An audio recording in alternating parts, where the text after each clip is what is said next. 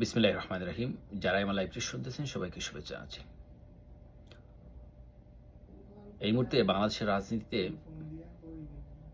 সবচেয়ে যে চাঞ্চল্যকর তথ্য রয়েছে সেটা হচ্ছে আগামী 19শে জানুয়ারি এই প্রথমবারের মতো দেশবাসীর উদ্দেশ্যে মাননীয় প্রধানমন্ত্রী বঙ্গবন্ধু কন্যা জয়ন্তী শেখ হাসিনা ভাষণ দিবেন।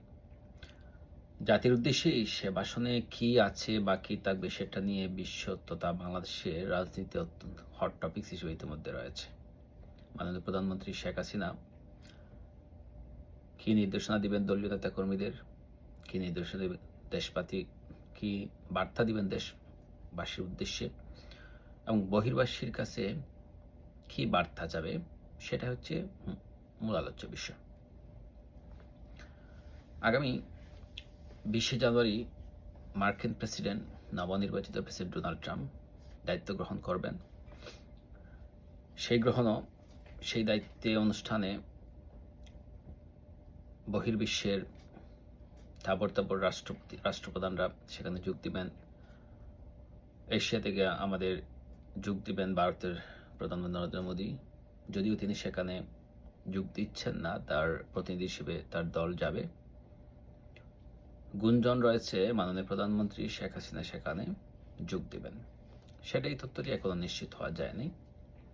তারপরে এই গুঞ্জনটা ইতিমধ্যে চাউর হয়েছে। বাংলাদেশের যে দখলদারি ইউনূস সরকার রয়েছে তারা কিন্তু কোনো আমন্ত্রণপত্র পায়নি। শুধুমাত্র বর্তমান বাংলাদেশের যে রাজনীতি রয়েছে সেখানে প্রতিদিন হত্যা, খুন, গুম, রাজহানি, ডাকাতি, ধর্ষণ, ব্যবসায়ীদের আক্রমণ, ব্যবসায়ীদের কাছে চাঁদাবাজি, সাংবাদিক হত্যা, সাংবাদিকদের আক্রমণ, শিক্ষকদের উপর আক্রমণ, শিক্ষকদেরকে জোরপূর্বক পদত্যাগ করা, এই হচ্ছে বর্তমান বাংলাদেশের চিত্র। মাননীয় প্রধানমন্ত্রী শেখ হাসিনা তার এই 19 তারিখের ভাষণকে নিয়ে যে চাঞ্চল্য সৃষ্টি হয়েছে সেটা একটা বিষয় আছে। কারণ বর্তমান অবৈধ ইউনূস সরকার এবং তার উপদেষ্টাগণ এবং তার সমন্বয়ক যারা রয়েছেন বাংলাদেশের রাজনীতির মসনদে মৌলবাদীরা, সেই মৌলবাদীদের দিনক্ষণ এখনই বুঝি শেষ হয়ে আসতেছে। আমাদের কাছে খবর আসছে জাতিসংঘ কর্তৃক সেনাবাহিনীর উপর নিষেধাজ্ঞা আসতেছে,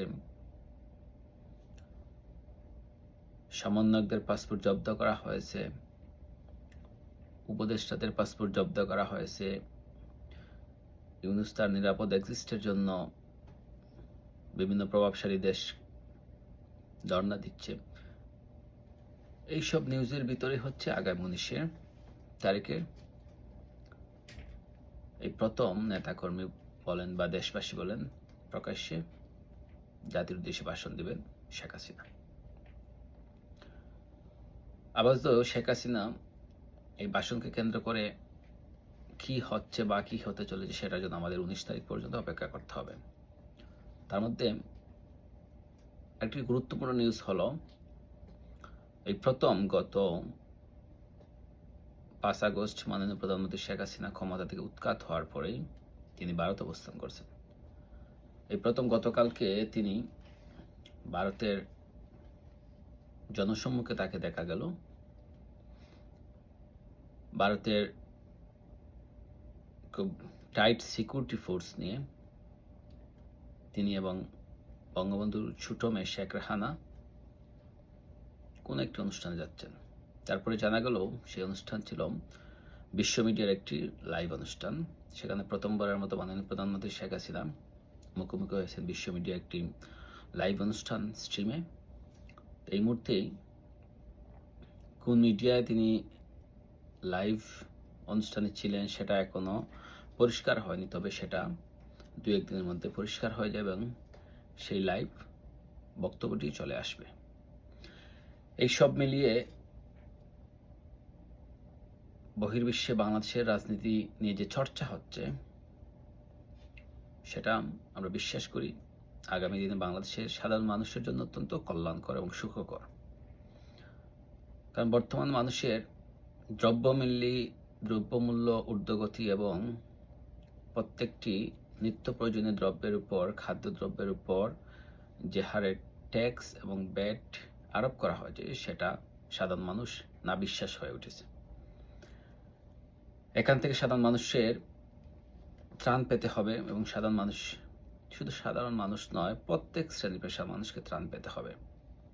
নিরাপত্তা স্বার্থ প্রত্যেক ক্ষেত্রেই, জাতীয় বলেন, আঞ্চলিক বলেন, সর্বক্ষেত্রেই মানুষকে পরিত্রাণ পেতে হবে।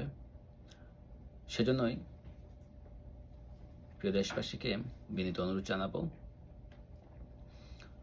আপনাদের মাধ্যমেই মাননীয় প্রধানমন্ত্রী শেখ হাসিনা, বৈধ প্রধানমন্ত্রী শেখ হাসিনাকে এদেশের ক্ষমতায় আবার নিয়ে আসতে হবে এবং তার অর্পিত দায়িত্ব তাকে বুঝিয়ে দিতে হবে। আমাদের দেশ এবং জাতির কল্যাণেই সেটা আমরা করব। আমি এখানে বিদায় নিচ্ছি। সবাইকে ধন্যবাদ জানাচ্ছি। আসসালামু আলাইকুম।